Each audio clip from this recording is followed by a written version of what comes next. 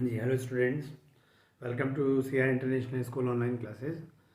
चलिए बेटा, कुछ रिएक्शंस हमारी हेलो एल्केन की बची हुई हैं, आज उसको कंप्लीट करते हैं इस वीडियो में।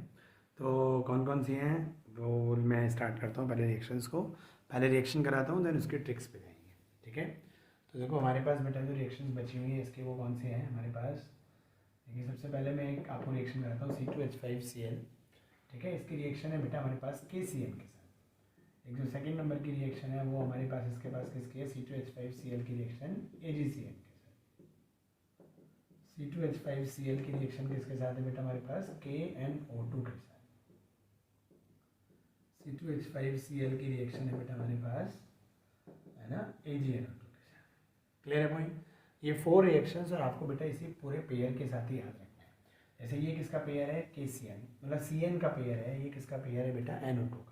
मैं इसको इधर नहीं बल्कि इसके राइट हैंड साइड की तरफ ब्रैकेट लगा के आपको समझाता हूँ, ठीक है। ये किसका है, CN का पेयर है बेटा, है ना। ये हमारे पास किसका है, CN का पेयर होता है, साइनाइड का, है ना। और ये हमारे पास किस चीज़ का पेयर है बेटा, है ना, NO2 का पेयर है। क्लियर। तो ये दो मेन चीज़ें हैं हमारे पास, एक NO2 का पेयर है ना, और एक मतलब KNO2 AgNO2, एक में हमारे पास KCN और AgCN। तो देखो वैसे तो बेटा देखो अगर हम देखें तो हमने जो ट्रिक सिखा रखी है उसके रिएक्शंस के अकॉर्डिंग इसके प्रोडक्ट बन जाएंगे, ठीक है। देखो सिंपल सा, ये K फर्स्ट का Cl17 का, Ag फर्स्ट का Cl17 का, Cl17 K और AgCl KC। अब आप बना दीजिए क्या बनेगा, देखो KCl ये बन गया, क्या बचा आपके पास C2H5 और इधर से क्या बचा Cn, तो C2H5Cn बन गया। अगर हम इसको देखेंगे तो यहाँ पे क्या है, देखो Ag और Cl मिलके AgCl बन गया। यहाँ क्या बच गया आपके पास C2H5 और इधर क्या बच जाएगा Cl, ये हो जाएगा आपके पास। अगर हम इस पे जाएं फिर वही K और Cl, और KCl के बाद जो इधर बचा हमारे पास वो क्या हो गया बेटा C2H5 और ये हमारे पास क्या हो गया NO2। अब यहाँ पे जाओ तो हमारे पास क्या हो गया AgCl और यहाँ पे हमारे पास क्या है C2H5 और इधर से बॉन्ड टूटने के बाद कैसे जुड़ जाएगा NO2। क्लियर।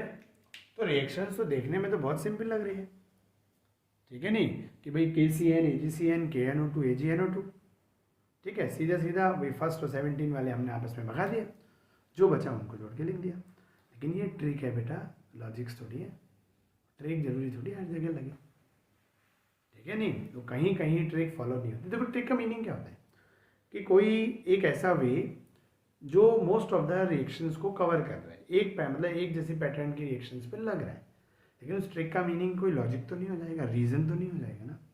तो कहीं कहीं वो नहीं भी लगेगा। जैसे मैंने आपको बोला KOH एक्वस और KOH अल्कोहलिक, वो ट्रिक टर्शरी पे एप्लीकेबल नहीं है। जो हमारे प्राइमरी और सेकेंडरी अल्काइल हैलाइड हैं उन पे तो एप्लीकेबल है, टर्शरी पे एप्लीकेबल नहीं है। ऐसे ही यहाँ भी कुछ हुआ ऐसे ही बेटा, जब इनकी रिएक्शंस कराई गई, रिएक्शन कराने के बाद साइंटिस्ट लोगों ने सोचा ये बनने चाहिए प्रोडक्ट, लेकिन कहीं कहीं तो प्रोडक्ट बने और कहीं कहीं नहीं मिले। प्रैक्टिकली जब देखा गया तो कहाँ कहाँ नहीं हुआ और उसका रीज़न क्या आया, फिर आप उसकी बात करते हैं। देखो बेटा ये प्रोडक्ट सही मिला, लेकिन ये प्रोडक्ट सही नहीं मिला, इसकी जगह कुछ और मिला। ऐसे ही हमारे पास बेटा क्या है कि ये जो प्रोडक्ट है, जब हमने C2H5Cl की KNO2 से रिएक्शन कराई तो हमारा प्रोडक्ट बनना चाहिए था C2H5NO2, ये ना मिलके कुछ और मिला। क्या मिला अभी बताएंगे। और जब हमने C2H5Cl की AgNO2 से रिएक्शन कराई तो जो प्रोडक्ट बनना चाहिए था C2H5NO2 वही मिला। तो मतलब हमारे पास दो प्रोडक्ट तो सही मिले, मतलब KCN और AgNO2 इन्होंने तो सही तरीके से रिएक्शन करी, मतलब जो हमारी ट्रिक के अकॉर्डिंग ट्रिक को फॉलो किया। लेकिन ये जो बीच वाले दोनों कंपाउंड थे इन्होंने ट्रिक को फॉलो नहीं किया, बल्कि इनके प्रोडक्ट क्या बने वो देखो ध्यान से। C2H5Cn की जगह वहाँ पे मिला NC, अपोजिट हो गया। मतलब साइनाइड की जगह वहाँ क्या मिला बेटा, NC को बोलते हैं आइसोसाइनाइड। क्लियर है पॉइंट। तो उल्टा हो गया। ऐसे यहाँ पर भी बेटा क्या हुआ, C2H5NO2 की जगह क्या मिला, ONO, ठीक है। तो NO2 ना मिलके जो C2H5 की जो बॉन्डिंग बन रही है वो N से ना बन के बॉन्डिंग किससे बनी बेटा, O से।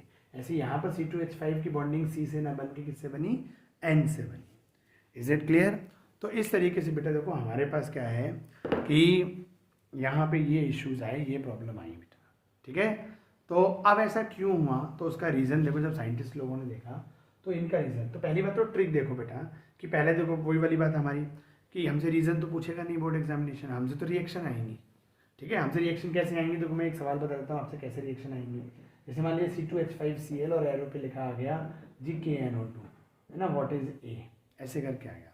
तो आपको देखना है C2H5Cl में कोई रिएक्शन का KNO2 किया है तो आपको याद रखना चाहिए यहाँ KCN AgCN KNO2, और इसमें क्या बना है जी। तो यहाँ तो आपको बस इतना ऐसा लिखना है C2H5ONO, बस आप NO2 लिखे आए, मान लो आप ये लिखा है, आपके नंबर कर देंगे, लिख आएंगे आपको नंबर मिलेंगे। तो पहली चीज़ तो हम वो याद करें कि कैसे हमारा प्रोडक्ट सही बन जाए जिससे हमारे नंबर ना कटे। रीज़न तो पूछ नहीं रहा लेकिन फिर भी मैं आपको बता दूँगा, ठीक है ना बेटा। तो देखो वो इनके प्रोडक्ट सही बने तो इसका रीज़न क्या है वो ध्यान से देखना।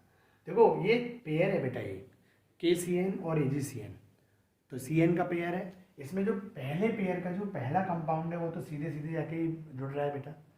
फिर पहले पेयर का पहला कंपाउंड कौन है, KCN, उसमें तो सीधे सीधे जाके CN जुड़ गया बेटा। और पहले पेयर का जो दूसरा कंपाउंड है उसमें उल्टा जाके जुड़ रहा है, CN की जगह क्या हो गया, NC।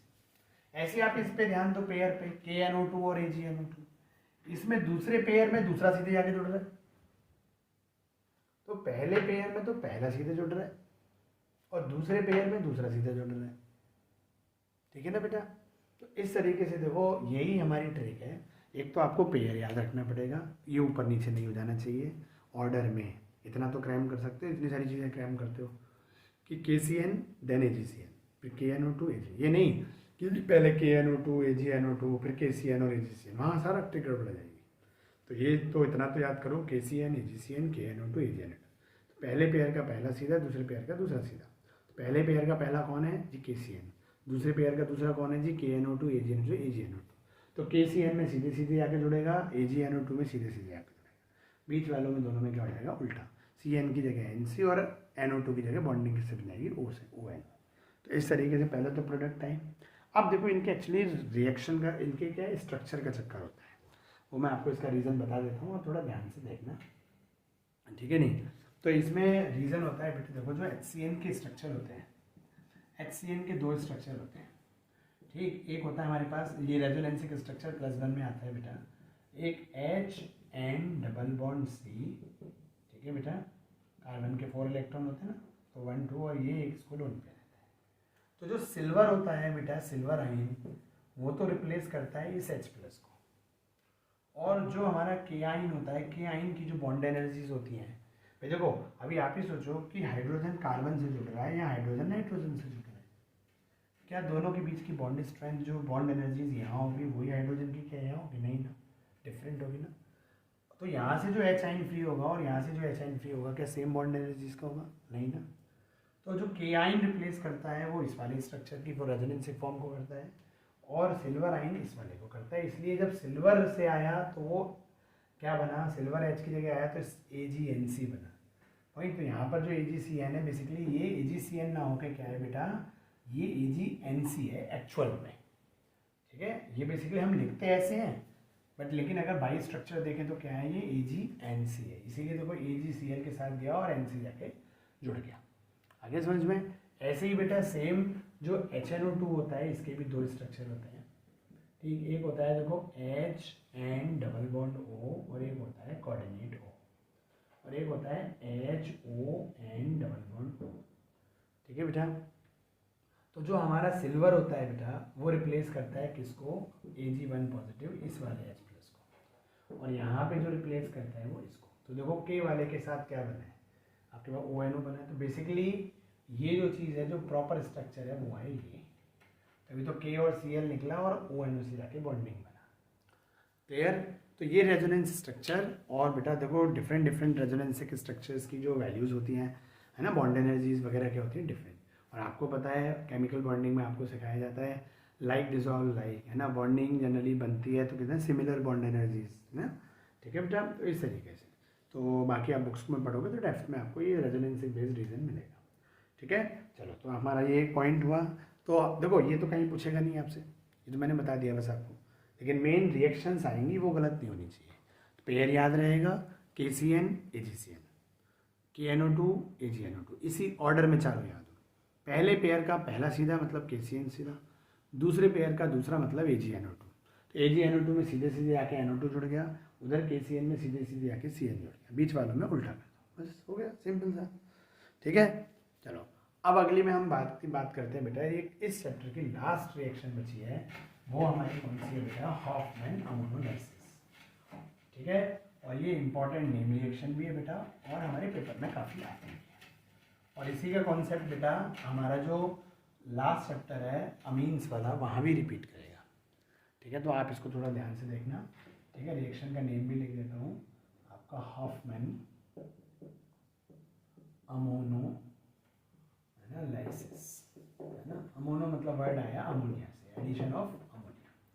देखो रिएक्शन हमारे पास क्या होती है, C2H5Cl। ठीक है बेटा, और इसकी रिएक्शन है अमोनिया से, तो अमोनिया को मैं लिख सकता हूँ HNH2 करके। ठीक, और वही ड्राई ड्राई एसीटोन की क्या होती है प्रेजेंस। ठीक है बेटा, तो जब हम इनकी रिएक्शन कराते हैं आपस में तो क्या होता है बेटा, देखो वही फर्स्ट एंड 70 क्या बन गया आपके पास HCl, और हमारे पास क्या हुआ C2H5NH2।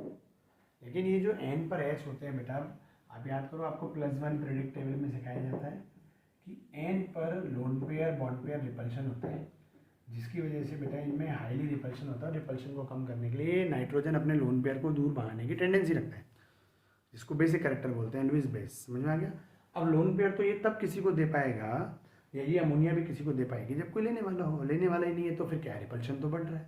अब लोन रिपल्शन को कम करने के लिए लोन पेयर यूज़ करना चाहता है, वो कोई लेने वाला है नहीं, तो फिर बदले में रिपल्शन कम करने का एक एक करके एच हट जाते हैं। तभी तो अमोनिया ने पहले एक एच हटाया, अब यहाँ दूसरा एच हटाएगा।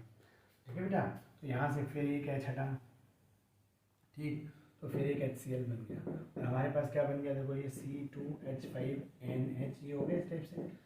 और यहाँ से एक वैलेंसी फ्री हुई, यहाँ पे कौन आ गया, ये C2H5 आ गया। क्लियर है पॉइंट।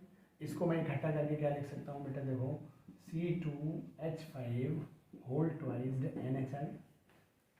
ठीक है ना, सिंपल तरीके से।